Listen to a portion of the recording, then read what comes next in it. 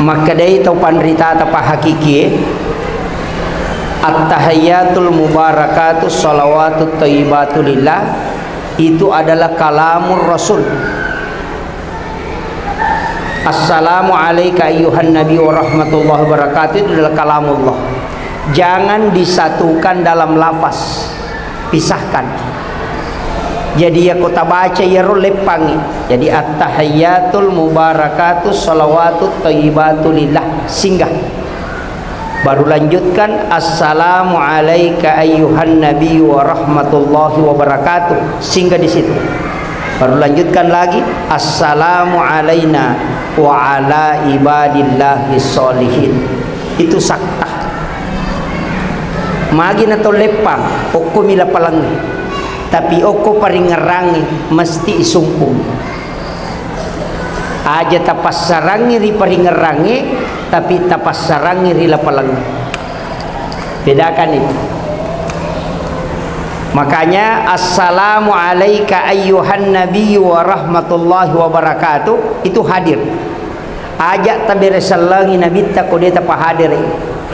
Kemudian assalamu alaina nabi ta na yaro wa ala ibadillahi sholihin tapatama ni aleta paringerangyo koro kuang Allah Ta'ala si bana bitta, kemudian kita ikut di belakangnya. Yana tuna sepat tarekae dua tamassarat telu tamalaisang tamassarangi kuang Allah Ta'ala si bawa surona tamalaisangi atamatapa yang kelori nabitta si bawa kuang Allah Ta'ala.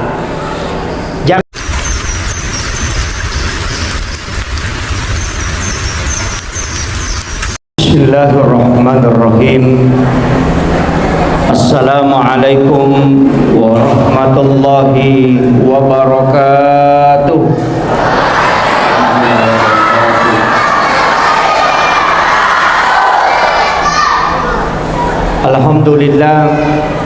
Alhamdulillahilladzi rafa'al mustafa manasibal insani wal bushra wa ja'ala israhu min makkata muqaddasi fi lailata wahidatin ayatal kubra. Wassalatu wassalamu ala asyrafil anbiya'i wal mursalin sayyidina wa maulana wa habibina wa syafi'ina wa ala alihi wa ashabihi wa sahabatihi ajma'in. Allahumma salli ala sayyidina Muhammadin tibbil qulubi wa dawaiha wa afiyatil abdani wa shifaiha wa nuril absari wa diyaiha wa ala alihi wa sahbihi wa sallim. Qala Allah Ta'ala fi kitabihil karim a'udzu billahi minasyaitonir rajim bismillahirrahmanirrahim subhanalladzi asra bi 'abdihi lailan minal masjidil haram ilal masjidil aqsa alladzi barakna haulahu linuriyahu min ayatina innahu huwas samiul basir. Sadaqallahul azim wa nahnu ala dzalika minas syahidin wasyakirin. La haula wa la quwata illa billahi wa huwal aliyyil azim. Yang saya hormati dan saya muliakan Bapak anggota DPRD yang sempat hadir bersama kita, semoga Allah Subhanahu wa taala memberikan keberkahan hidup sehingga mampu menjalankan amanah untuk melayani umat. Yang saya hormati dan saya muliakan Bapak yang mewakili Bapak Camat beserta seluruh unsur muspikah yang sempat hadir, Bapak dari kepolisian dan Bapak dari TNI, seluruh tokoh masyarakat, tokoh agama, para alim ulama, ibu-ibu majelis taklim dan seluruh hadirin wal hadirat tanpa terkecuali. Alhamdulillah, pada malam hari ini kita bersyukur nasabang kaki napasita rupa pong Allah Ta'ala dalam satu acara peringatan peristiwa Isra dan Mi'raj Nabiullah Muhammad sallallahu alaihi wasallam. Saya bersyukur atas kerja keras panitia dan pelayanan yang sungguh sangat luar biasa. Saya memohon maaf secara pribadi, mungkin ini hal yang sangat memberatkan mengurus penceramah. Sebenarnya saya itu Pak punya satu prinsip, saya tidak mau dijemput. Jadi selalu mengatakan kalau di daerah jangan jemput saya kalau panggil ceramah. Kapan dijemput saya tidak datang. Jadi saya harus datang sendiri. Tapi kalau menyeberang begini harus dijemput karena tidak lihat jalan. Alhamdulillah, semoga Allah memberikan keberkahan kepada seluruh yang mengurus agama Allah Subhanahu wa taala. Saya campur bahasa Bugis dengan bahasa Indonesia ya. Iya, alhamdulillah. Pertama, peristiwa Isra dan peristiwa Mi'raj itu ada dua hal. Jadi angka Nabi hanya diisrakan, tapi dia tidak dimi'rajkan. Itu Nabiullah Musa alaihi salam bersama Harun dan juga Nabi Lut. Itu diisrakan oleh Allah, diperjalankan di malam hari. Tapi dia tidak mi'raj. Deni pendre ukolangi. Tapi ada juga Nabi yang hanya dimi'rajkan, tapi tidak diisrakan. Itu Nabiullah Isa alaihi salam, langsung diangkat oleh Allah ke langit kedua. Jadi Nabi yang sudah diisrakan dan juga ada Nabi yang sudah dimi'rajkan oleh Allah sebelum Rasulullah. Tapi alamalabina Nabi Muhammad sallallahu alaihi wasallam selain diisrakan dia juga dimi'rajkan. Jadi diisrakan, diperjalankan di malam hari. Kendropole dari Mekah, kemudian dibawa ke Madinah, baru dibawa ke Bukit Tursina, baru dibawa ke Baitul Lahmi, baru dibawa ke Masjidil Aqsa. Jadi Rasulullah itu tidak langsung ke Masjidil Aqsa, bukan dari Masjidil Haram ke Masjidil Aqsa. Lai bawa jolok loko Madinah, napai suruh mas sempajak don rakang. Dan disitulah dibangun Masjid Nabawi. Napai paterru Nabi taloko Bukit Tursina, onronna Nabi Musa sifat bicara langsung sebab Allah Ta'ala. Wa kallamallahu Musa taklima, dan disitulah Nabi Musa menerima wahyu. Kemudian Rasulullah melanjutkan perjalanan, dibawa ke Baitul Lahmi 10 km arah selatan, kurang lebih 10 km arah selatan Masjidil Aqsa. Disitulah lahir Isa bin Maryam, dan Nabi diminta sholat sunnah 2 rakaat. Kemudian dimasukkan ke dalam Masjidil Aqsa di Palestina. Baru Rasulullah diminta menjadi imam untuk para nabi dan rasul. 24 nabi dan rasul menjadi makmum dan Rasulullah menjadi imam. Itu isyarat bahwa Rasulullah adalah imamnya para nabi dan rasul. Tapi perlu diketahui, maka dia sampajange tanya apa kasih baru. Aja tak ada boleh menimam meraja Nabi tak napang kesampajang. Nabi Musa itu sudah sholat, Nabi Ibrahim itu sholat, Nabi Zakaria sholat di dalam mihrab. Hunalika da'a Zakaria rabbah, qala rabbi habli min ladunka suryatan thayyibatan innaka sami'ud du'a. Di dalam Al-Quran dikatakan wa huwa qaimun yusolli fil mihrab. Matangangi taton Nabi Zakaria mas sempajang ukilalan na mihrabna nilaudolori pong Allah Ta'ala. Maryam itu sholat, Nabi Isa diutus untuk zakat dan juga memerintahkan sholat. Jadi semua nabi sininna nabi dan dia suroe angka mana perintah sampajan na lolongang. Jadi perintah sholat bukan ibadah baru. Aja tak kadang kamani Nabi tak napa ada perintah sholat, itu tidak. Apalagi Nabi tak watunna diambil dari Mekah, naibawa lo Madinah, isuromema ni masampajang, berarti sudah ada sholat sebelum Mi'raj. Ini penting saya luruskan dulu supaya kita paham betul bahwa ternyata sholat itu bukan ibadah baru. Kemudian setelah Nabi melaksanakan sholat di Masjidil Aqsa, didampingi oleh malaikat naik ke langit pertama, ketemulah ia dengan Nabiullah Adam alaihi salam. Jadi penghuni langit pertama selain malaikat angkat cidi Nabi, itu Nabi Adam yang menjemput Nabi di langit pertama. Naik ke langit kedua, ketemulah dia dengan Nabi Yusuf. dan Nabi Yahya. Ini nabi seumuran. Anaknya Nabi Zakaria, sedangkan Maryam itu Nabi Zakaria pelihara. Jadi ya Maryam Nabi Zakaria piara okobolana. Kemudian nanti dia melahirkan anak, itulah Isa. Nabi Zakaria punya anak, itu namanya Yahya. Makanya Nabi Yahya dengan Nabi Isa ini adalah sesaman. Kemudian melanjutkan perjalanan, ketemu ya dengan Nabi Yusuf.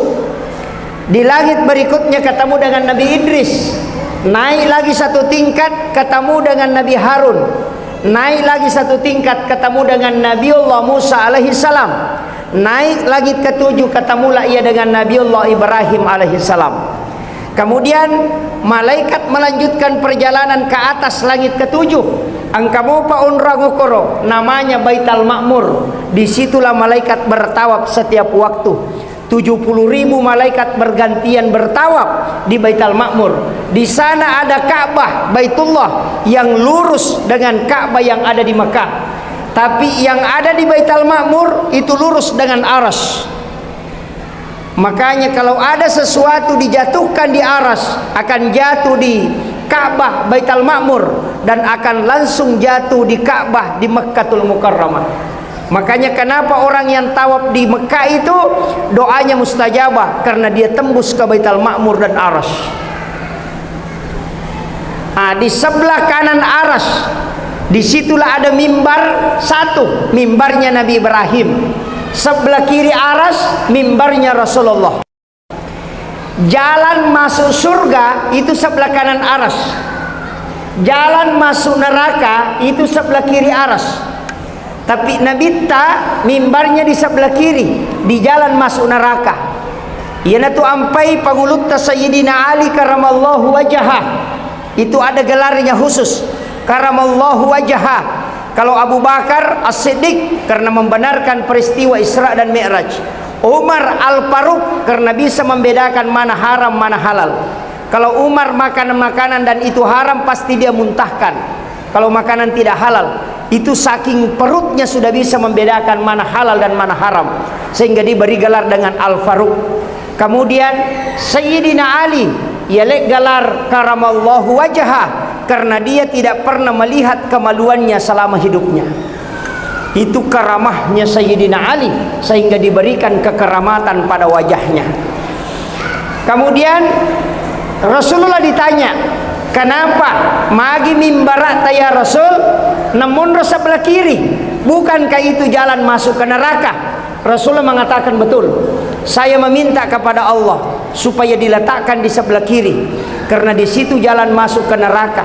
Kalau nanti umatku ketika ada yang digiring masuk ke dalam neraka, ya ko angka melo ipatama ranaka, saya akan turun dari mimbarku dan bersujud di hadapan Allah supaya orang ini diampuni dan dimasukkan ke dalam surga.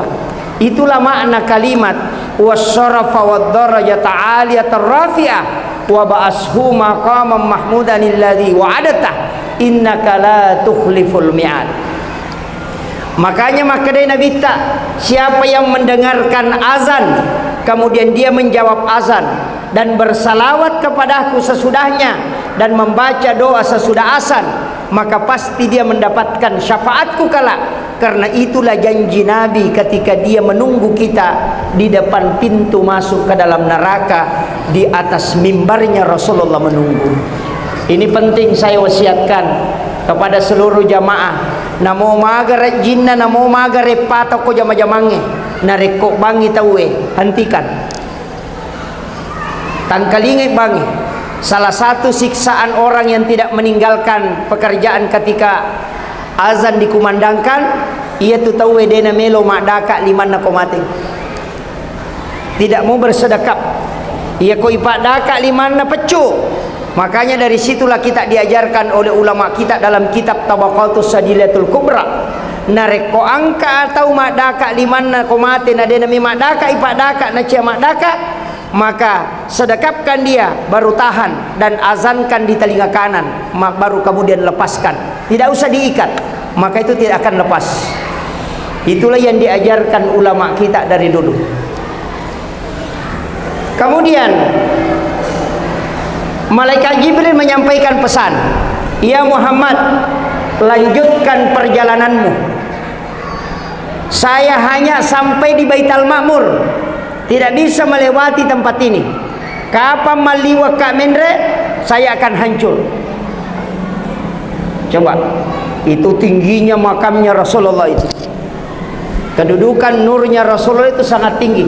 Sehingga malaikat Jibril mengatakan hanya sampai di sini. Jadi Rasul menerima sholat tidak didampingi malaikat Jibril. Tidak ada malaikat yang mendampingi ketika ketemu dengan Allah. Hanya sendiri dia naik. Nah, sebab malaikat Jibril sudah menyampaikan, "Ya komendre Kak Muhammad, maka saya akan hancur." Dari situlah makna kalimat Imam Ja'far dalam kitab Barzanji. Dia mengatakan, "Anta nurun fauka nurin." Engkau Muhammad cahaya di atas cahaya. Jibril adalah cahaya karena dia adalah malaikat, tapi engkau mengalahkan karena engkau bisa melintasi alam yang tidak bisa dilintasi oleh malaikat Jibril. Itulah makna anta nurun fauka nurin. Mendre Nabita di satu alam namanya Sidratil Muntaha, tapi denok korot tarima Nabita sempajang. Nabi masih melangkah satu langkah ke atas Sidratil Muntaha, namanya alam istawa. Dari situlah dia mengucapkan salam kepada Allah. Aga beresallanna Nabita, at-tahiyyatul mubarakatus sholawatut thayyibatu lillah. Coba. Aga nasang ini yang Nabi sampaikan, at-tahiyyatul mubarakatus sholawatut thayyibatu lillah. Allah mengatakan, "Assalamu alayka ayyuhan nabiyyu wa rahmatullahi wa barakatuh." Kenapa dia pakai alaika? Karena Rasulullah dengan Allah itu ketemu langsung, musafahah. Makanya Nabi itu melihat wajah Allah. Makanya kalau di hari kemudian orang itu akan melihat wajah Allah seperti melihat bulan purnama. Itu hadis Nabi. Dan Rasulullah langsung melihat wajah Allah, ketemu langsung dengan Allah. Makanya Allah mengatakan, "Assalamu alayka ayyuhan nabiyyu wa rahmatullahi wa barakatuh." Apa kata Rasulullah? "Assalamu alayna wa ala ibadillahi sholihin." Coba, ini ada sedikit saya mau bahas. Makadai tau pandrita atau hakiki, at-tahiyyatul mubarakatus sholawatut thayyibatu lillah, itu adalah kalamur Rasul. Assalamu alayka ayyuhan nabi wa rahmatullahi wa barakatuh, itu adalah kalamullah. Jangan disatukan dalam lafaz, pisahkan. Jadi ya kota baca ya lepangi. Jadi at-tahiyyatul mubarakatus sholawatut thayyibatu lillah, singgah. Baru lanjutkan assalamu alayka ayyuhan nabi wa rahmatullahi wa barakatuh, singgah di situ. Baru lanjutkan lagi assalamu alayna wa ala ibadillahi sholihin. Itu sakta. Magi na to lepang okko mila palangi. Tapi oko paringerangi mesti isumpung. Aja tapas sarangi ri paringerangi, tapi tapas sarangi ri lapalang. Bedakan itu. Makanya assalamu alayka ayyuhan nabiyyu wa rahmatullahi wa barakatuh itu hadir. Aja taberesallangi nabi ta kode ta hadir. Kemudian assalamu alaina nabi ta na yaro wa ala ibadillahi sholihin, tapatama ni aleta paringerang koro wong Allah Ta'ala si bana bitta. Kemudian kita ikut di belakangnya.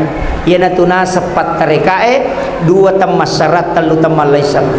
Temas serangi wong Allah Ta'ala si bawa surona tamalaysangi atamatapa engkel lori nabitta si bawa wong Allah Ta'ala. Jangan pisahkan itu. Tasingkaru koro. Kemudian asyhadu an la ilaha illallah. wa asyhadu anna Muhammadar Rasulullah. Itu pengakuannya Rasulullah. Tapi ada kalimat Allahumma sholli ala Muhammad, tidak pakai sayyidina.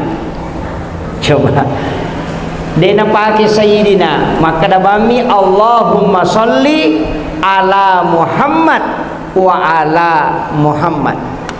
Jadi ya kau angkat baca ya tu dena pakai sayyidina, maka itu benar. Tapi ia kau natari sayyidina, dena salah. Ini penting. Kenapa? Saya mengambil analogi sederhana. Misalnya, ia tu sayyidina mapakiad lori nabita.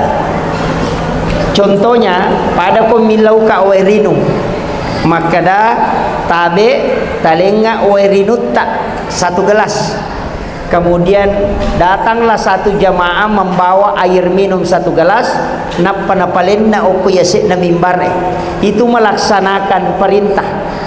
Tapi narekomala wairinu si kaca, napamala lepa-lepa natariwi yawana napatadangi, napanapendre okuyase na mimbarae, maka ia tutawe melaksanakan perintah dan mapakiada. Jadi ya kau angkat tau baca Allahumma sholli ala Muhammad, maka dia melaksanakan perintah.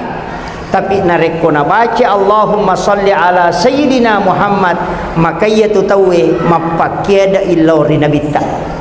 Itu tidak ada salahnya. Silahkan mana yang mau dipakai. Ini penting. Kemudian salawat. Selesai mas salawat, dari situlah Nabi kemudian turun.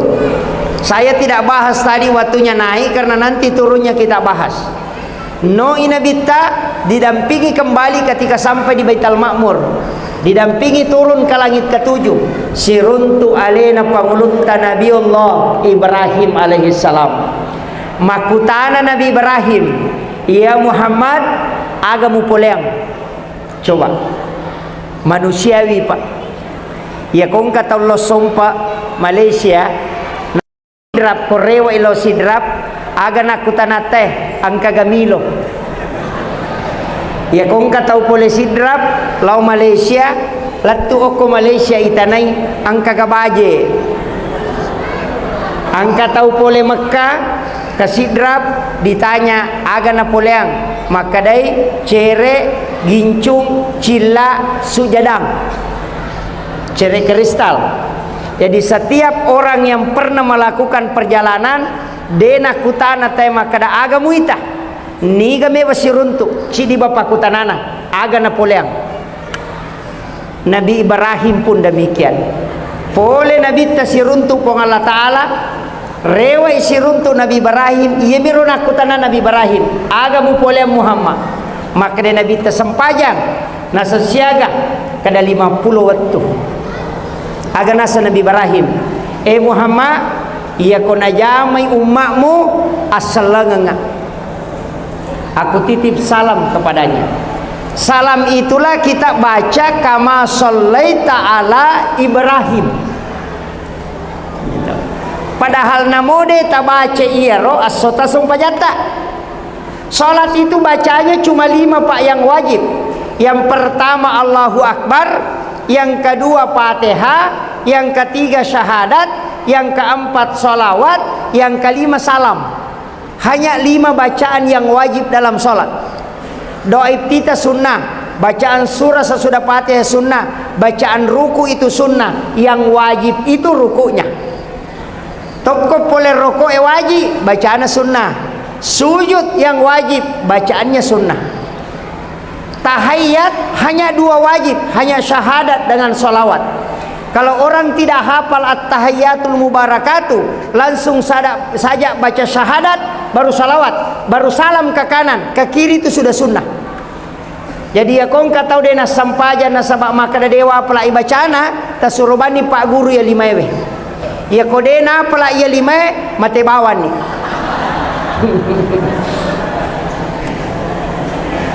Paling mudah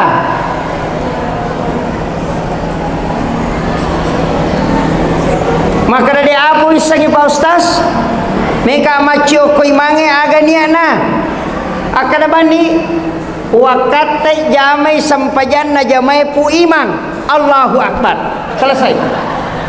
Paling mudah toh. Ulama kita itu sudah mengatur. Makanya sholat ini Pak, dena wadi wakeleki. Perintah yang lain itu Allah titip melalui Jibril. Zakat dititip melalui malaikat Jibril. Haji dititip melalui malaikat Jibril. Puasa dititip melalui malaikat Jibril. Tapi sholat tidak. Tapi sinin na pakasiwenge na titip puang Allah Ta'ala melalui malaikat kepada Rasulullah bisa digantikan. Bisa. Zakat ia kota nedi pasui boleh anak ta yang menunaikan zakatnya. Jadi kau tahu sogi anak na wajar ni zakatna boleh. Kemudian haji sudah tua tidak mampu naik haji, kasih uang ke anak kita atau cucu, nanti dia yang hajikan, namanya badal haji. Puasa bisa diganti dengan makanan, bisa, namanya fidyah kalau tidak mampu.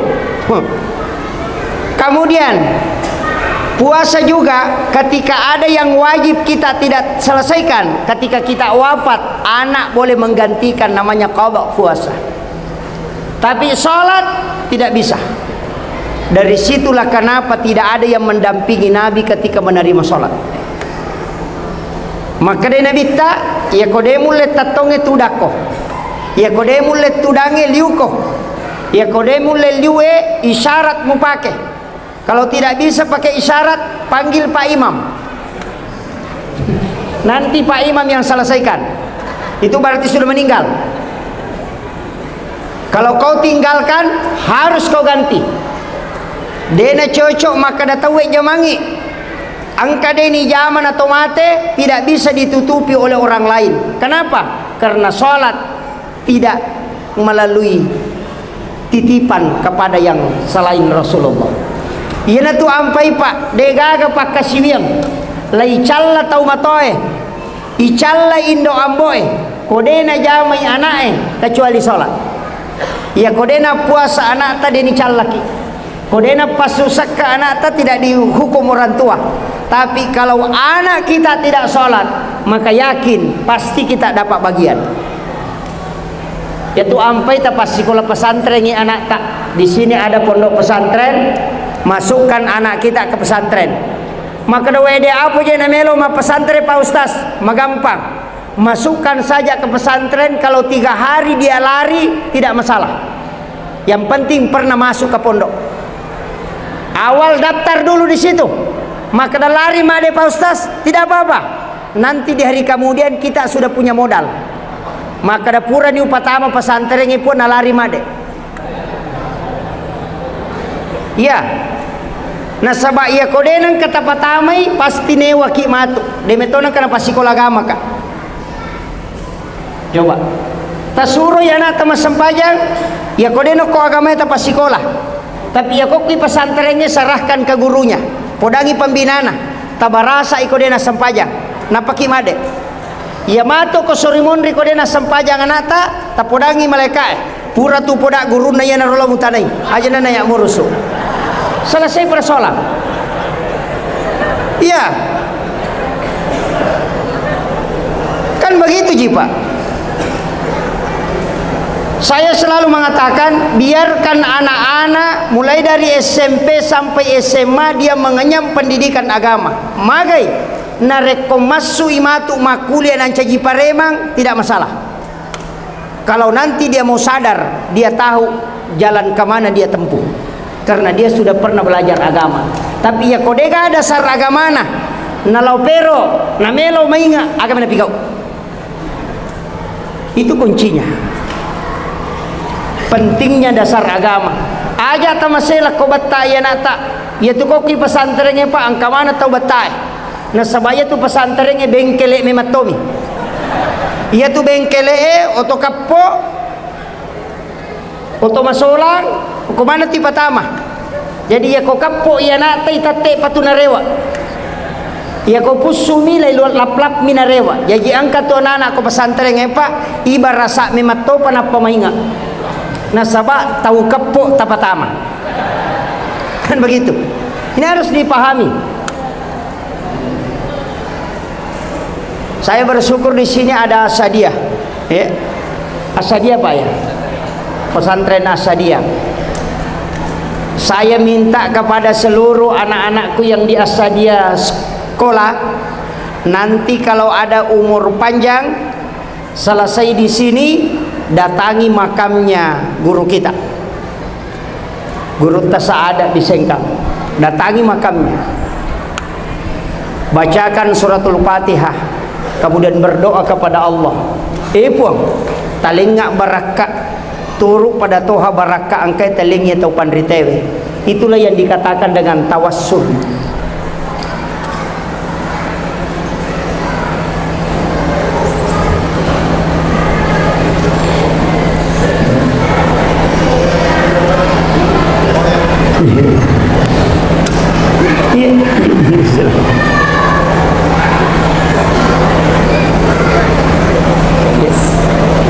Oh iya.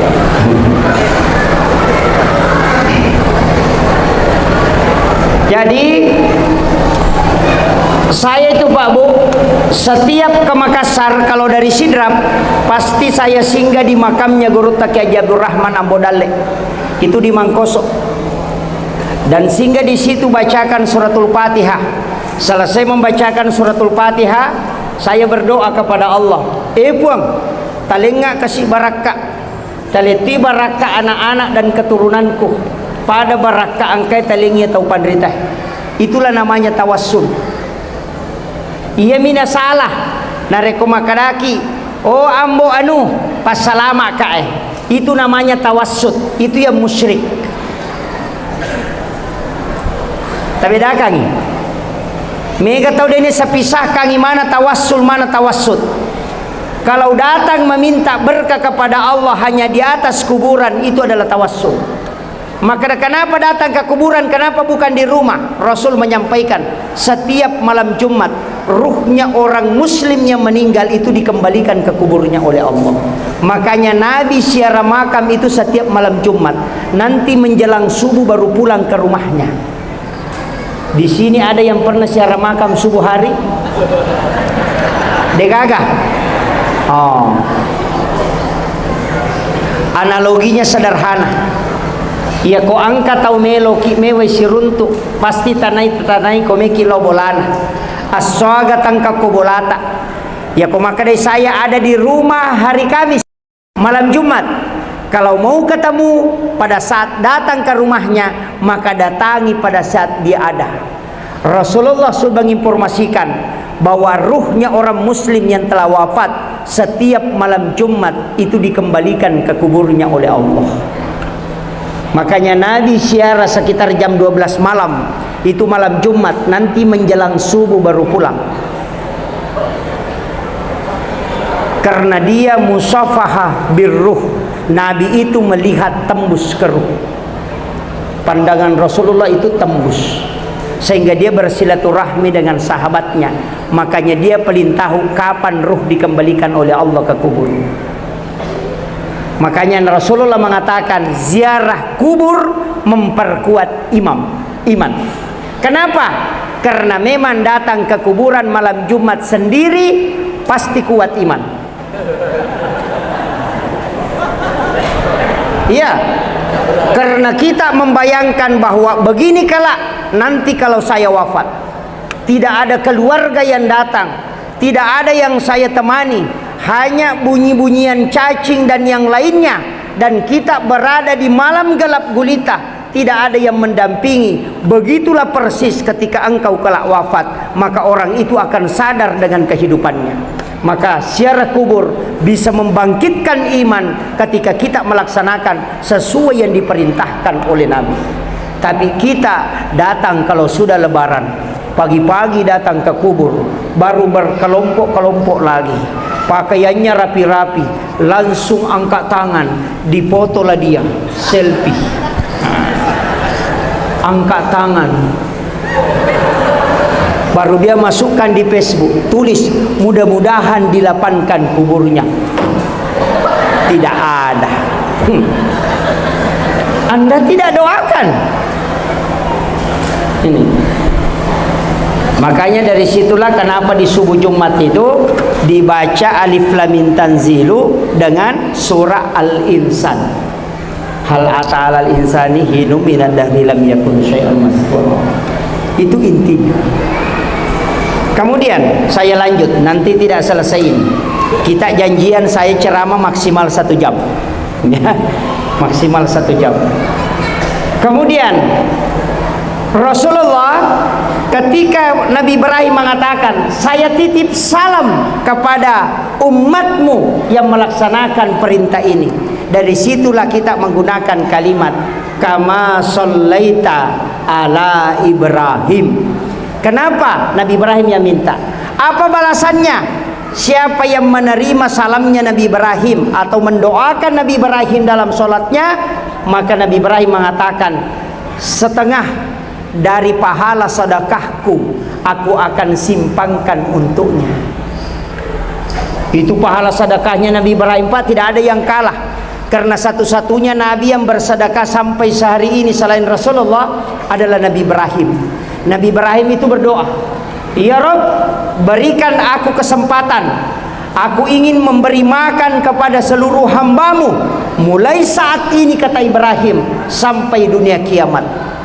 Coba doanya, saking dermawannya Nabi Ibrahim. Dan Allah ternyata kabulkan.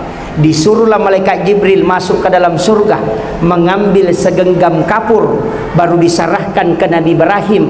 Dan kapur itulah yang ditaburkan Nabi Ibrahim di dalam lautan, sehingga itulah yang menjadi garam. Maka tidak ada orang satupun hari ini yang tidak makan garam. Itu sedekahnya Nabi Ibrahim. Tapi Nabi Ibrahim berpesan, ada dibaca dalam kitab-kitab ulama kita, bahkan dalam kitab Ihya Ulumuddin. Anak-anak pesantren harus buka kitab ini, karangan Hujjatul Islam Imamul Ghazali. Dalam bab makanan, ketika dia membahas adab makan, di situ dia tulis salah satu hadis Nabi, siapa yang makan garam sebelum memakan makanannya, dan setelah makan makanannya dia makan garam, maka Allah akan menganugerahkan kecerdasan sebagaimana kecerdasannya Nabiullah Ibrahim alaihissalam. Itulah rahasianya ulama dulu. Kalau ada anak-anak mau cerdas, suruh dia makan garam sebelum makan nasi, dan setelah makan nasi suruh dia makan garam, karena dia akan dicerdaskan otaknya. Karena itu doanya Nabi Ibrahim. Yang kedua, saya temukan dalam buku hadis-hadis Nabi dalam tinjauan sains, ternyata terbukti siapa yang makan garam sebelum makan nasi atau makan makanannya, maka dia tidak akan pernah kena keracunan makanan. Itu hikmahnya luar biasa. Yang paling mantap, yang paling bagus, ternyata disebut dalam kitab Kansun Najah wa Surur, siapa yang makan garam sebelum makan makanannya dan setelah itu dia makan garam lagi sedikit, maka dia tidak akan pernah lama syahwat ketika dia melakukan itu. Jadi barakahnya itu, Pak, tidak akan lama syahwat orang yang makan garam sebelum makan nasi. Itu hikmahnya. Cuma kadang kita tidak lakukan. Saya kemarin dari Lombok Tengah, bulan 12 saya di Lombok Tengah silaturahmi dengan guru Tuan Guru Turmuzi. Di sana orang makan garam sebelum makan nasi. Santri-santri itu seakan-akan diwajibkan, dan cerdas-cerdas memang, Pak. Makanya kongka anata meloki komacai, dan juga sehat, suruh dia makan garam halus sebelum makan nasi. Dan itu ada di kitabnya Hujjatul Islam Imamul Ghazali, ulama yang dikenal dengan ulama sufi. Itu luar biasa, Pak. Ini penting saya sampaikan. Itulah sedekahnya Ibrahim untuk kita. Nah, sebabnya itu Nabi Ibrahim itu nenek kita, makanya kita adalah cucunya. Begitulah nenek, Pak, selalu mengingat cucunya. Jadi ya kongka nenek makanja nengerang apona. Jadi betul Nabi Ibrahim mengingat kita dan menyimpankan satu berkah besar, yakni dia meninggalkan garam. Kemudian yang kedua, turunlah Rasulullah diantar ke langit ke-6, si runtuk Nabiullah Musa alaihi salam. Nabi Musa bertanya, Muhammad, agamu pulang? Jawabannya Rasulullah, sholat berapa? 50 waktu. Langsung Nabi Musa mengatakan, tunggu dulu Muhammad, itu kebanyakan. Umatku lagi meraja, panjang umurnya dan kuat-kuat, itu berat dia lakukan kalau 50, apalagi umatmu. Disitulah Nabi tersadar. Guru Al-Mukarram Kiai Haji Abdul Muin Yusuf Kalisidendreng mengatakan begini, seorang pemimpin yang hebat, seorang pejabat yang hebat ketika dia memimpin adalah sebelum dia menetapkan satu aturan, dia akan berpikir apakah mampu nanti orang yang ikut kepadaku melakukan ini. Rasulullah ketika diingatkan oleh Nabi Musa, aganasa nabita, betul Musa, maka naiklah Rasulullah meminta kepada Allah, dikurangilah 5. Nabi Musa mengatakan, naik lagi Muhammad, naik lagi Rasulullah, sampai 9 kali bolak-balik, sampai tinggal 5 waktu saja yang tersisa. Nabi Musa masih minta, Muhammad naik lagi, minta kepada Allah, cukup 2 saja. Rasulullah mengatakan, setiap saya naik dikurangi 5, sekarang tinggal 5, kalau saya naik lagi sudah habis. Itu wajar Pak. Makanya Rasulullah mengatakan, ai dena wendre Musa pakonir, ini pun saya sudah berat. Nabi Musa tersenyum, kemudian dia katakan 2 kalimat, hafal ini Bu, ini berkahnya luar biasa. Apa kata Musa? Ahmad Ruhullah, Muhammad Habibullah. Ini yang orang tidak ambil, ucapan Nabi Musa itu, Ahmad Ruhullah. Kenapa? Tidak ada kepentingannya Nabi Musa suruh Rasulullah bolak-balik Pak, tidak ada. Tidak ada kepentingannya. Apa untungnya untuk Nabi Musa ketika sholat dikurangi? Tidak ada. Sholat tidak dikurangi juga tidak ada. Tapi kepentingannya Nabi Musa adalah karena Nabi Musa tidak pernah melihat wajah Allah di bumi. Tidak pernah ketemu dia Allah sama Allah. Agak pelik. Dan Nabi Puang Allah Ta'ala nang kalinga di Bukit Tursina. Wa kallamallahu Musa taklima. Dari situlah Nabi Musa ketika Nabi ketemu dengan Allah, wajah Rasulullah di situ ada nurullah yang masuk ke wajahnya Nabi, sehingga Nabi Musa menikmati wajahnya Allah yang terpancar di wajahnya Rasulullah, sehingga Nabi Musa hanya mengatakan Ahmad Ruhullah, Muhammad Habibullah. Siapa yang membaca kalimat ini ketika khatib duduk di atas mimbar untuk mengambil khutbah kedua pada hari Jumat, dia meletakkan tangan kanannya di sebelah kiri dadanya, kemudian dia baca Ahmad Ruhullah, Muhammad Habibullah, maka orang itu akan dikenali kala oleh Rasulullah di yaumil akhir.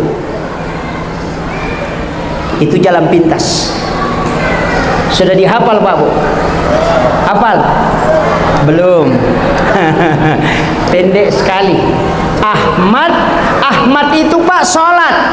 Itulah kenapa alif berdiri, ha ruku, mim sujud, dal sujud, mim duduk. Mim sujud, dal duduk. Kan alif berdiri, alifu tetong, ha roko, mim sujud, dal tudang. Tulisannya Ahmad. Kepala mim, dada ha, pinggul mim, kaki dal, tulisannya Muhammad. Ya natu nak dapat tarekae Muhammad tetong Ahmad mas sempaja. Terpaham nih? Tahu pak kolingi memang supaya gampang kita paham. Saya mengambil kaidah lain supaya mungkin ini lebih gampang kita pahami. Ia rawatakalewe unsurnya 4. Tanah, air, angin, dan api. Maka kenapa tidak kelihatan tanah Pak Ustaz? Begini, kalau mau ambil analoginya, ya kongka makunrai, beli terigu, beli blueben, gula pasir, kemudian telur, kemudian dicampur dan di blender, insya Allah jadi roti, hilang telurnya. Maka tubuh manusia ada unsur api, ada unsur tanah, ada unsur air, ada unsur angin, menyatu tapi dia tidak kelihatan. Tapi ketika kita emosi maka muncul panas, itu akan muncul dengan sendirinya. Nah, makanya unsur inilah sipakna api tetong, sipakna angin rokok, sipakna wae suju, sipakna tanah tudang, ia matotu makada Ahmad watakalewe mas sempajang. Ahmad rahasia itu adalah Nurun Muhammad, dan Nurun Muhammad itu adalah bapaknya ruh kita. Karena bapaknya kita ini yang di dunia, itulah bapak kita di dunia. Tapi bapaknya ruh adalah Nurun Muhammad.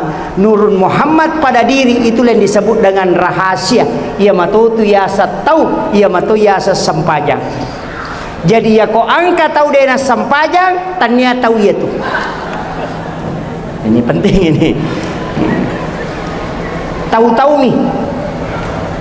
Bedakan. Makanya sholat ini penting Pak. Saya pernah sedikit bertanya sama guru tak, Pak Kiai, aga isa na sampajange. Langsung maka ada guru tak, aja mau tenang isa na. Namo olina de tumisang. Ya. Maka daga Pak Kiai, angka tahu maka ada makadaro tumu balalin romu de gamu lolong aku de misang isa na sampajange. Maka de guru tatanya aga pe palolong aku kena balang. Coba jawabannya guru tak. Maka agak sana, maka guru tanda peringeran, baca, gerakan. Telu agak-agak nak dia mulai pasuku. Tidak ada yang bisa sempurna. Angka tahu makanja gerakanna, masalah peringeran.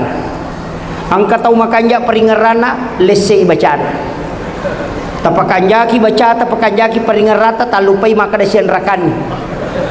Pakanjaki rakaatna ya lupai baca. Maka Allahu Akbar. Lese matu itu. Kenapa? 3 hal. Peringera melo ipakanjaki, baca melo ipatuju, gerakan melo ipasuku. Karena tidak mungkinnya sempurna. Dari situlah ada namanya sholat sunat, penambal sholat fardu. Patempele na sampaja perlue.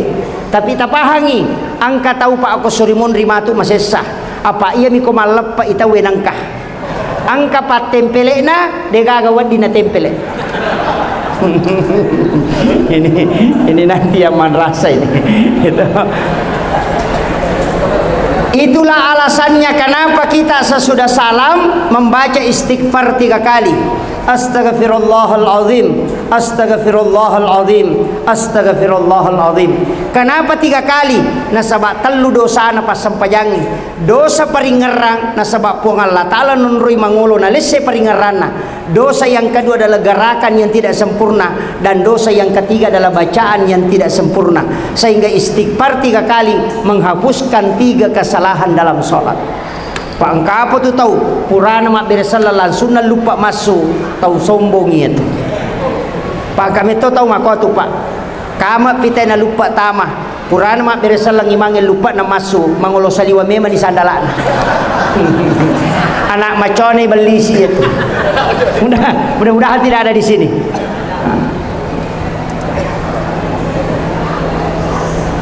Kemudian Rasulullah itu turun sampai ke Nabi Adam. Itu Nabi Adam Pak menitipkan satu nikmat besar kepada kita. Ini kuku. Kuku ini adalah kulitnya Nabi Adam. Jadi itu olina Nabi Adam, inilah kuku kita. Agak berakan. Semua kulitnya itu Nabi Adam itu kuku. Jadi angkat tu napak kelaleki Nabi Adam. Ternyata kuku ini Pak luar biasa. Orang tua dulu kalau mau minum itu dia celupkan kukunya di air minum. Nah reko angka wae dikhawatirkan ada racun di dalam, atau air itu terkontaminasi dengan barang yang berbahaya, maka celupkanlah kuku dan baca sholawat kemudian minum. Insya Allah kalau ada racunnya itu akan tawar. Itu hikmahnya. Orang tua dulu itu ajarkan, tapi kadang kita tidak pakai. Sekarang Pak mulai terungkap, ada buku itu kitab sekarang mulai diangkat. termasukkan Sunnah Jawa Surur karangan Sayyid Abdul Hamid Al-Qudsi, itu mulai diangkat. Kenapa? Karena kitab ini terbukti. Saya dapat di kitab itu banyak sekali manfaat. Termasuk kenapa orang tua dulu kita, jika ada anakmu mau sekolah, antar hari Selasa ke sekolah, daftarkan dia hari Selasa. Kenapa hari Selasa? Karena di hari Selasa lah ilmu pengetahuan itu diciptakan, dan malaikat itu di hari Selasa akan mendoakan siapa yang menuntut ilmu.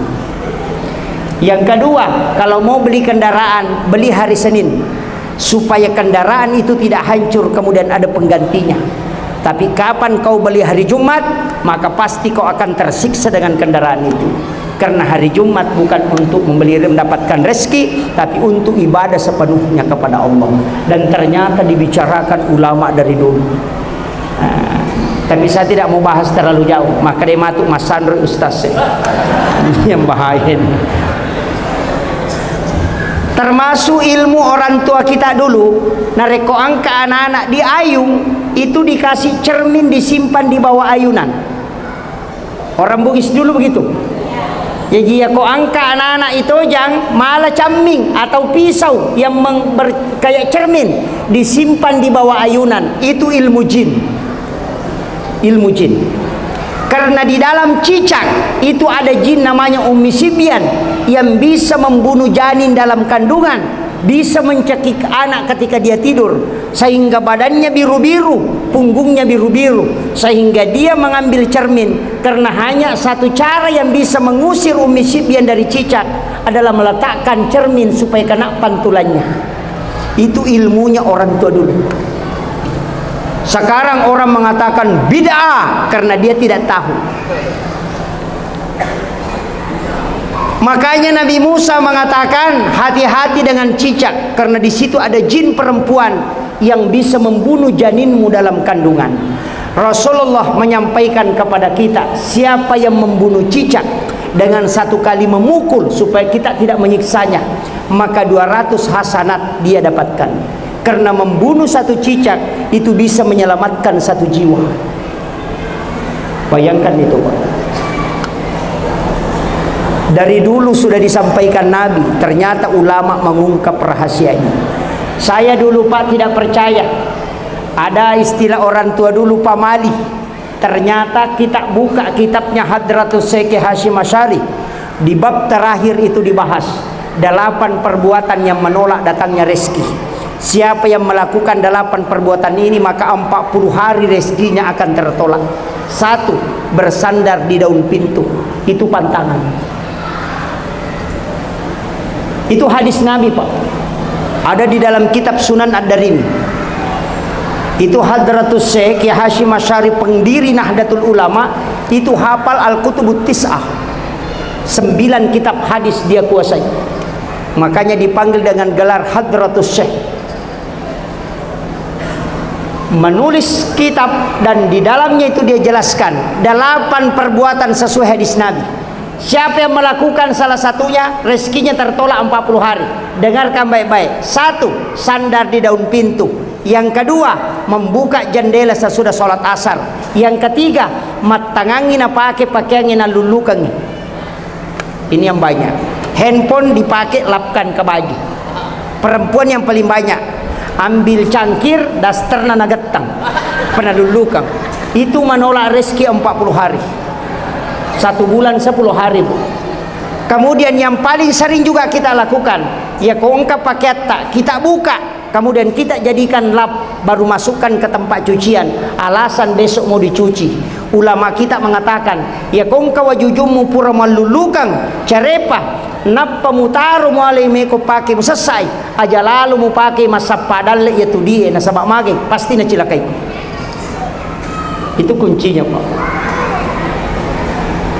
Dia itu nak kada bawa tau materi lo pemali, dia minis sangi dalele ne sampai makada pemali betongan nah dia nawadi. Karena ada mudaratnya. Orang sekarang tidak bilang pemali, apa nasab? Bid'ah, karena ujung neraka. Ini kekeliruan kita memahami kaidah. Orang tua dulu itu beradab sehingga takut menyalahkan orang. Maka dabami pemali. Kemudian memotong kuku selain hari Kamis, Senin dengan Jumat. Kalau ada orang potong kuku, ambil jari telunjuk, jari tengah, jari manis, jari kelingking, ibu jari, mulai dari kanan baru pindah ke kiri juga demikian. Kalau kaki langsung ambil dari kanan ke kiri, maka orang itu tidak akan kena penyakit kulit. Itu hikmahnya. Kalau dia potong kuku, ambil jari telunjuk baru ke jari manis, baru masuk jari tengah, baru jari kelingking, baru ke ibu jari, begitu juga kiri, maka orang itu tidak akan miskin hingga dia meninggal. Coba, semua itu sudah diatur, Pak. Ini berkat pemberiannya Nabi Adam ini. Jangan sekali-kali memotong kuku di dalam kamar. Rasulullah sudah mewasiatkan, sebelum memotong kuku berwudulah, karena di bawah kuku itu ada jin, dan itulah jin yang sangat panas hawanya. Makanya madari ini komatoba ki okilala kamarae, pura ki matoba, kuku dibuang tapi jinnya tidak akan pernah keluar. Ia natunang kabola maka palayon roy, masuk ke kamar sangat panas hawa sehingga kita tidak bisa tidur. Sebenarnya adalah jin kuku yang kita letakkan melalui dari kuku yang kita lepaskan di dalam kamar, tapi kita tidak berwudu sebelumnya. Itu kuncinya. Makanya kalau mau memotong kuku berwudu dulu, gunting rambut berwudu dulu. Kenapa? Siapa yang berwudu sebelum memotong kuku, semua kuku yang terlepas dari tubuhnya tidak pernah berhenti berzikir hingga hancur ketika itu dalam keadaan suci, dan kelak akan menjadi saksi.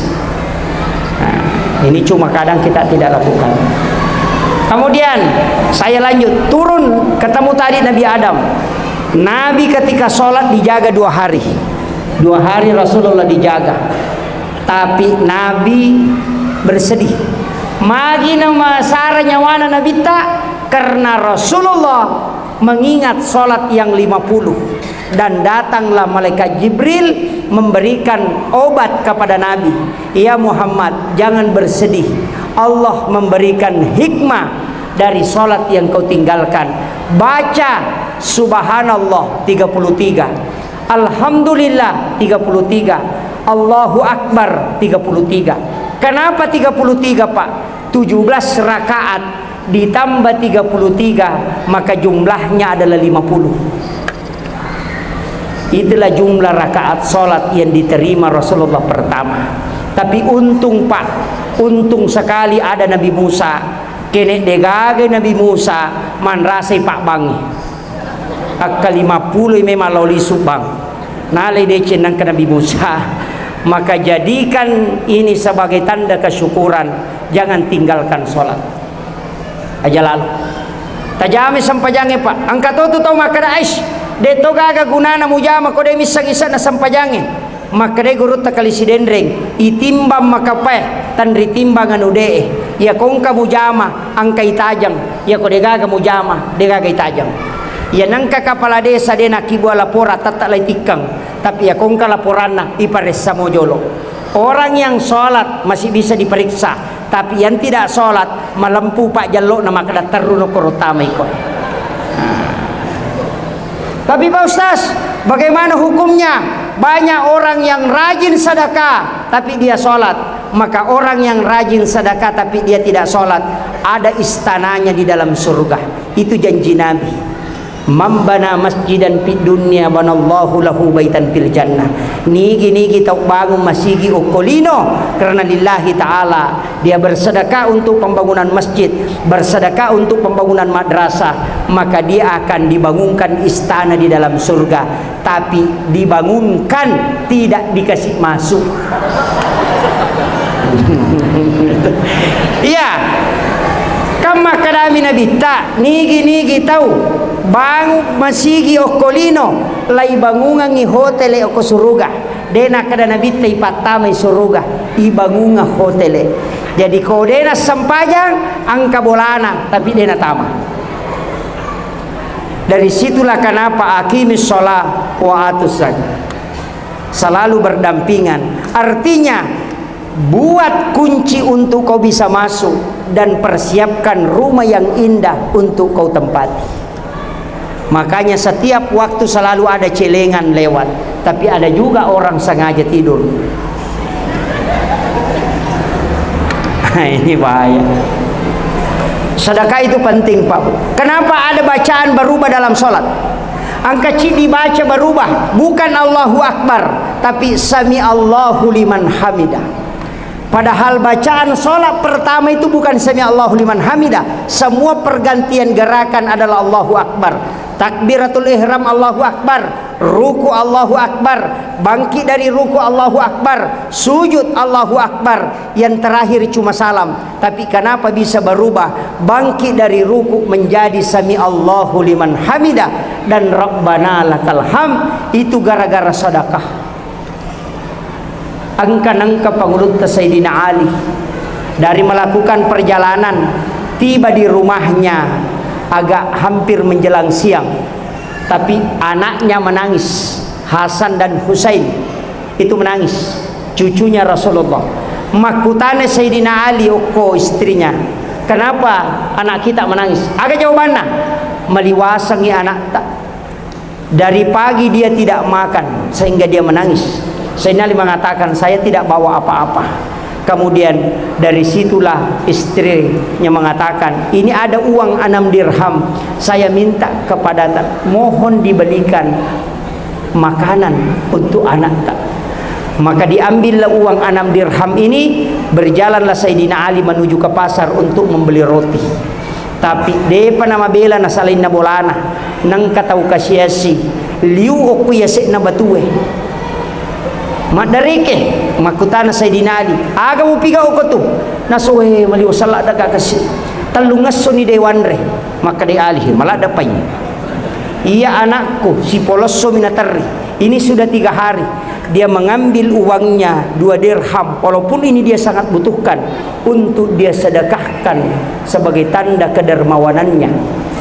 Nalay onna ia tahu nalanjutkan perjalanannya Sayyidina Ali. Di tengah jalan ketemu lagi, angkat tahu komuniasi nak kasih matinro panomana kasih lelena.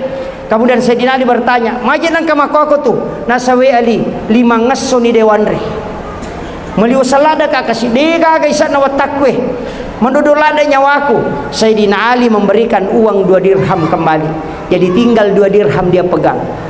Kemudian dia melanjutkan perjalanan, hampir masuk di pintu pasar.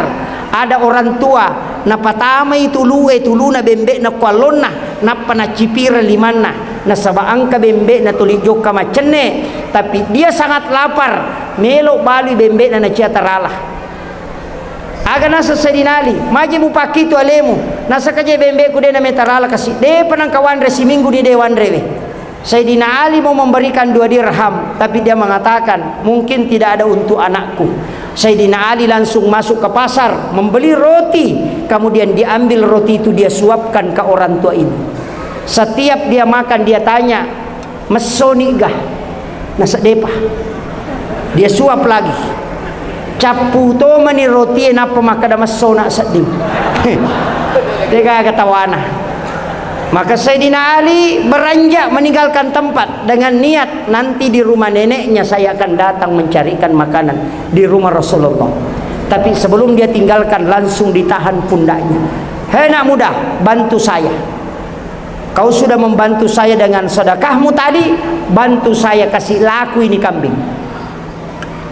Sehingga Sayyidina Ali mengambil dan mempertanyakan berapa harganya, 40 dirham. Dan Sayyidina Ali mengambil kambing itu dan kembali melapor ke istrinya. Letu ibolana na buka pintuna benena kasih. Alhamdulillah liwa riona. Kenapa? Uang 6 dirham bisa membawa kambing besar 1 ekor. Maka dai benena wi lupu patu bembe talina 6 dirham diwalengi kada taniana. Ini kambing hanya amanah, uang yang kita serahkan kepada saya untuk membeli makanan, saya sedekahkan kepada orang yang sangat membutuhkan. Apa kata istrinya? Saya bersyukur kepada Allah karena hanya itu yang kita miliki kelak di hari kemudian. Coba Pak, ini anaknya Rasulullah. Kalau istri kita anaknya si anu, kasih uang suruh beli ikan, kita beli rokok, pasti dilempar kalau kembali. Iya. Makanya Rasulullah mengatakan, Sayyidina Ali mengatakan, saya diminta, ini amanah, saya harus jalankan untuk menjual kambing ini. Istrinya mengatakan, juallah, nanti saya datang ke rumah neneknya untuk mencarikan makanan. Ternyata Sayyidina Ali kembali menarik kambing itu menuju ke pasar. Di tengah perjalanan langsung dicegat oleh orang yang naik di atas unta. Ia tahu nak terpelupa no, na pares saya bembe, mapamulai do cilin na tanru na latu ajena, na takajana aga nasang. Ia na bembe, nenekku mau pasapa, na panau runtuk. Maka saya akan beli kambingmu. Depa na sampa Sayyidina Ali maka da melome may balu, nasa jual lah 100 dirham. Aga nasa Sayyidina Ali, saya tidak jual. Ya kumaki tumbo wali 200 dirham. Sayyidina Ali mengatakan tidak, saya tidak jual. 300 dirham.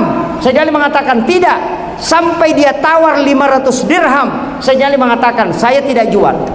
Orang tua ini bertanya, berapa kau mau jualkan? Sayyidina Ali mengatakan 40 dirham. Coba, ada orang sungai nyamuk begini.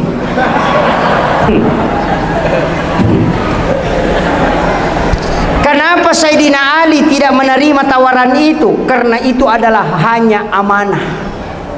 Dia diperintahkan untuk menjual dan diberi amanah, mengatakan hanya 40 dirham harganya.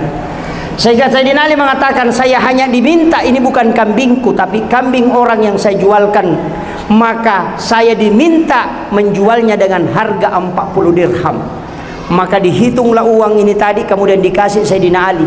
Kemudian diambil satu keranjang uang, kemudian diberikan kepada Sayyidina Ali dan beritahu, ini harga kambingmu dan ini uang tambahan sebagai hadiah untuk kambing ini. Dan jumlahnya menjadi 600 dirham.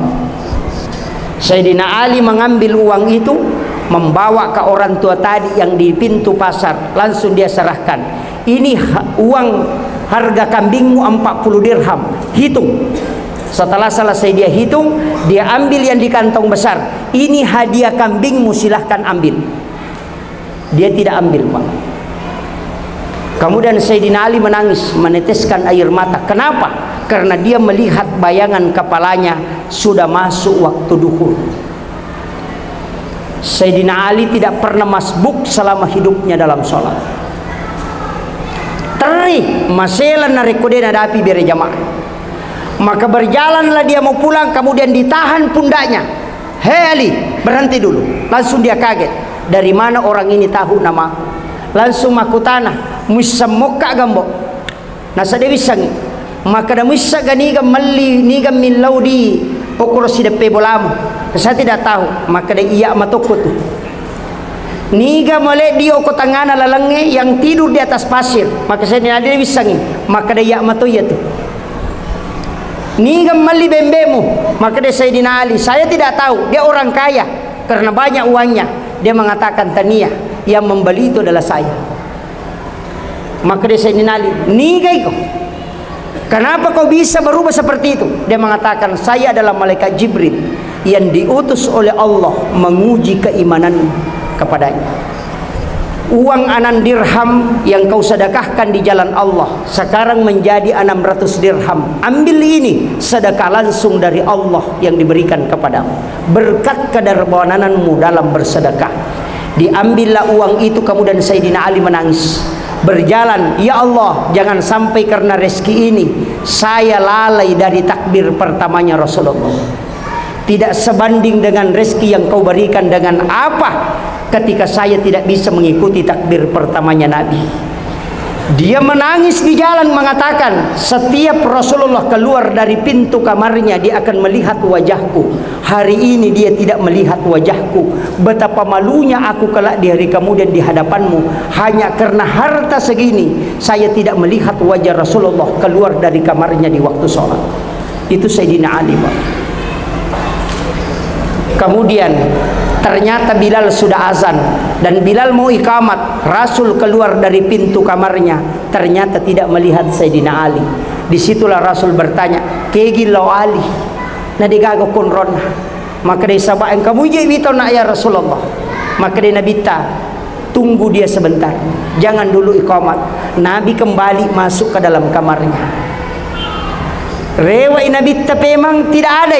Kemudian dia melihat keluar tidak ada Sayyidina Ali. Kemudian Rasulullah mengatakan, iqamatlah, inilah isyarat. Maka dia ko angka tahu tulilau mak berejama setiap waktu.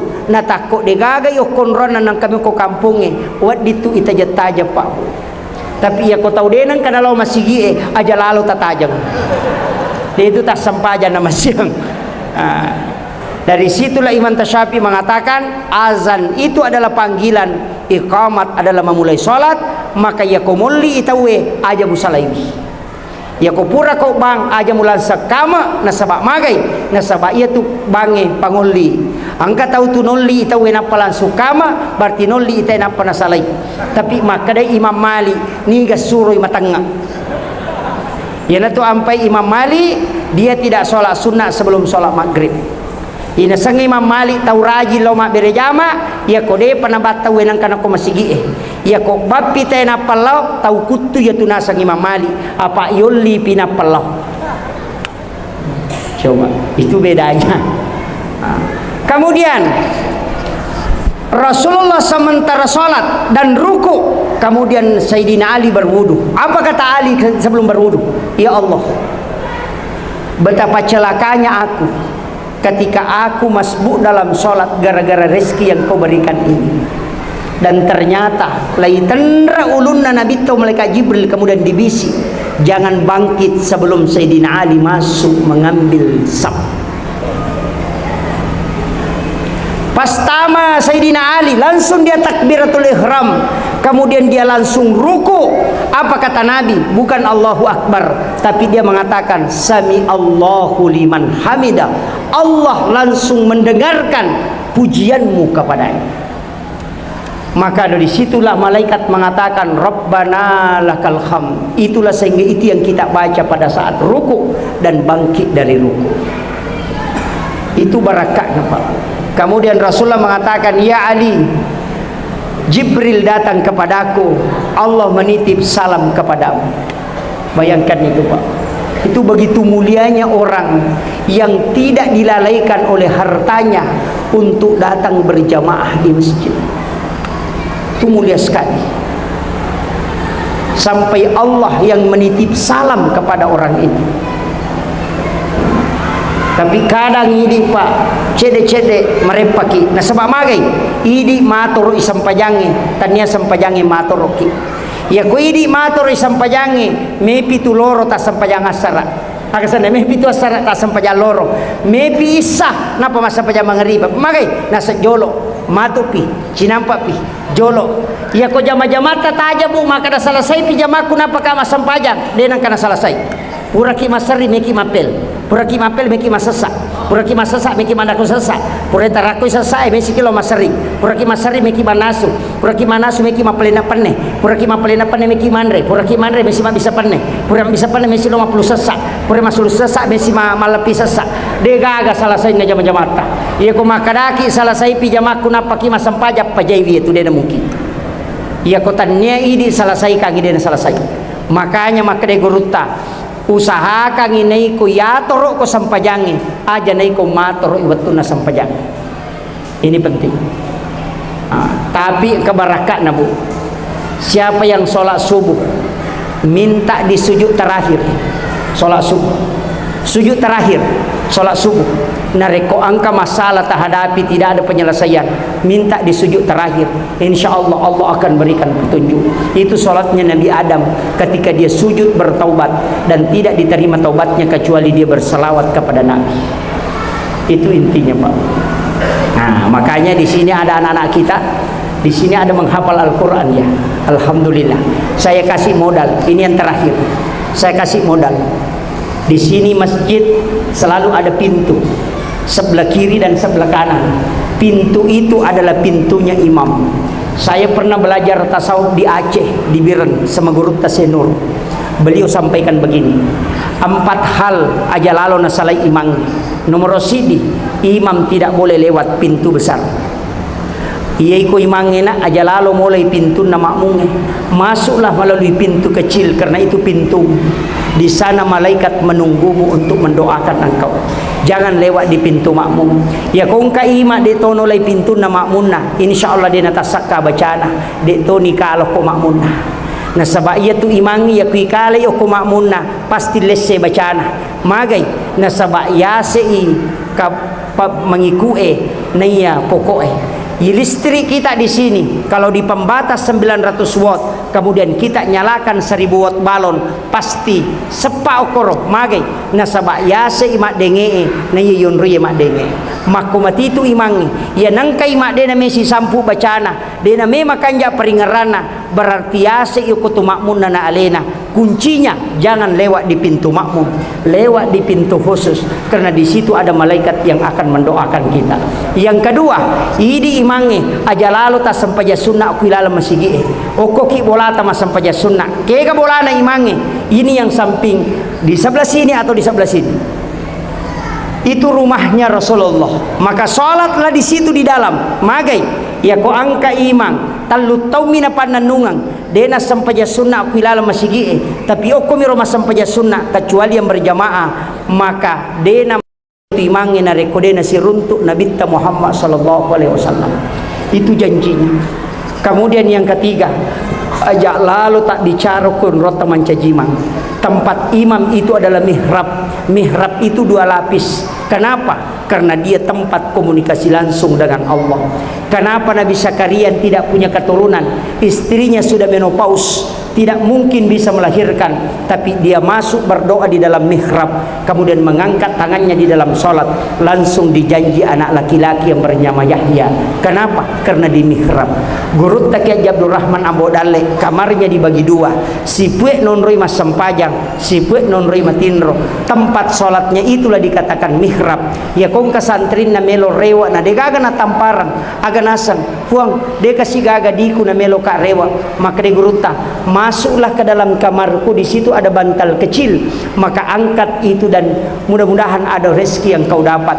Setiap anak-anak tamu koromala dui tidak pernah habis dan semua santri yang minta itu tidak pernah kosong, tapi denang kana taruh di guruta koro pulekendroi. Di dalam Al-Quran Allah sudah memberitahukan kita, kullama dahala alaiha Zakaria al-mihrab wajada indaha rizkan qala ya Maryam anna laki hadza qalat huwa min indillah innallaha yarzuqu man yasha bighairi hisab.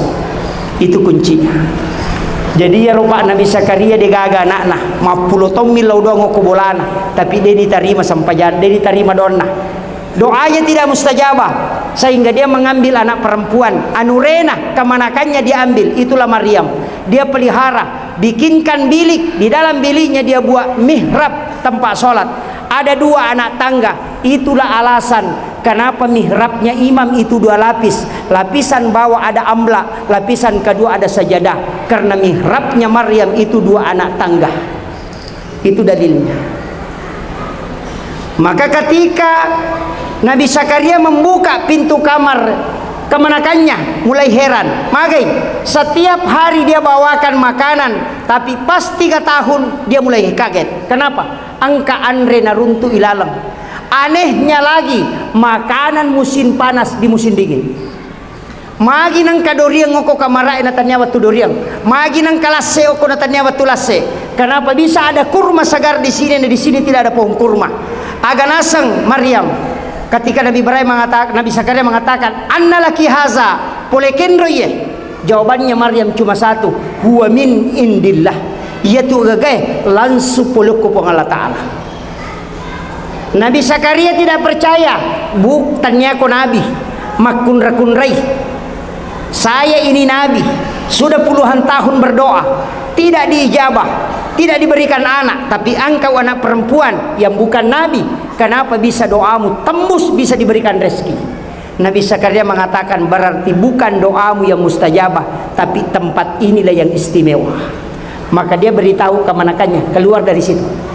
As-sukokotu niat tam. Hunalika da'a Zakaria rabbah. Masuklah Nabi Zakaria di situ. wa huwa qaimun yusolli matangangi tatto masampajang rilalanna mihrabna Maryam agani law Nabi Zakaria Rabbi habli min ladunka zurriyatan thayyibatan innaka sami'ud du'a langsung dijawab panadatul malaikatu wa qaimun yusolli fil mihrab annallaha yubassyiruka bi Yahya musaddiqan bi kalimatin wa sayyidan wa hasura wa nabiyyan minas sholihin. Mustahil menurut akal sehat karena istrinya sudah tidak haid, tapi kenapa dia bisa hamil? Karena dia meminta di dalam mihrab. Seseorang yang berdoa di dalam mihrab, sesuatu yang mustahil itu tidak akan pernah terjadi. Mustahil. Kenapa? Karena Allah yang akan langsung membantunya. Itulah kelebihannya mihrab. Magi gurutta nangka mihrabna nasabak kong kasantrina melo rewa dengan tamparang nasuri tamu korodan tidak pernah habis uangnya. Itu langsung dari Allah. Itulah rahasianya. Kenapa setiap ulama ada namanya kamar pribadi? Karena di dalam kamar pribadi di situ ada tempat sholat khusus. Cuma kadang ini Pak malok bolata, malok kamarata, WC mi pakanjaki, tapi tempat sholat tidak ada. Puluhan juta anggarannya membuat WC dan kamar mandi, tapi mihrab untuk berdua-duaan dengan Allah kita tidak bikin, sehingga doa kita susah mustajabah. Akhirul kalam, wallahul muwaffiq ila aqwamit thoriq. Assalamualaikum warahmatullahi wabarakatuh.